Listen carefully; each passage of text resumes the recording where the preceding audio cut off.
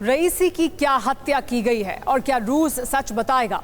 इब्राहिम रईसी की मौत को 40 घंटे हो चुके हैं। इन 40 घंटों में एक सवाल जो सभी के मन में कौंध रहा है वो ये कि क्या रईसी की हत्या की गई या वो हादसे का शिकार हुए। ईरान एक ऐसा देश है जिसका दबदबा पूरे मध्य पूर्व में है। ईरान की सैन्य ताकत किसी विकसित देश से कम नहीं है। वो कथित तौर पर परमाणु संपन्न देश है। ईरान वैश्विक राजनीति को प्रभावित करने की शक्ति रखता है। इतने प्रभावशाली देश के राष्ट्रपति की मौत हेलीकॉप्टर हादसे में हो जाए तो ये बात किसी को हजम नहीं हो रही है।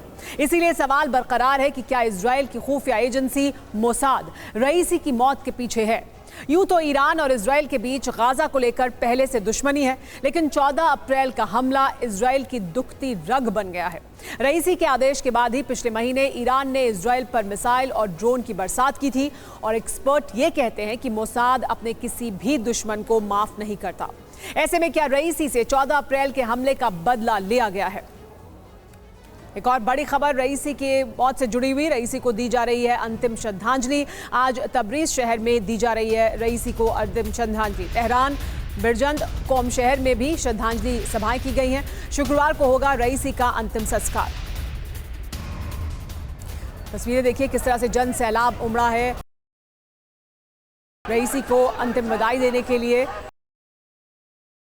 जगह जगह इस तरह के सभाएं अलग अलग शहरों में रखी गई हैं जहां पर तमाम लोग पहुंच रहे हैं और अब अंतिम विदाई दे रहे हैं इब्राहिम रईसी को। रईसी को उनके गृह शहर में भी इसी तरह की अंतिम विदाई दी। मोसाद की बात करें अगर तो मोसाद दुनिया की सबसे खतरनाक खुफिया एजेंसी है। मोसाद की किलिंग फैक्ट्री के शिकार बने लोगों की लिस्ट बहुत लंबी है। अंतर्राष्ट्रीय स्तर पर ऑपरेशन चलाने वाले मोसाद की डिक्शनरी में असंभव शब्द नहीं है और इसीलिए रईसी की मौत को मोसाद से जोड़कर देखा जा रहा है।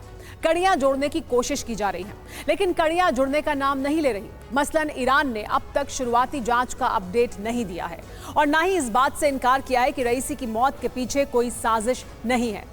पॉइंट यह भी है कि 3 हेलीकॉप्टर में से 2 हेलीकॉप्टर के पायलटों के बयान अब तक सामने नहीं आए हैं। साथ ही मौसम की खराबी के एंगल में पेंच भी है।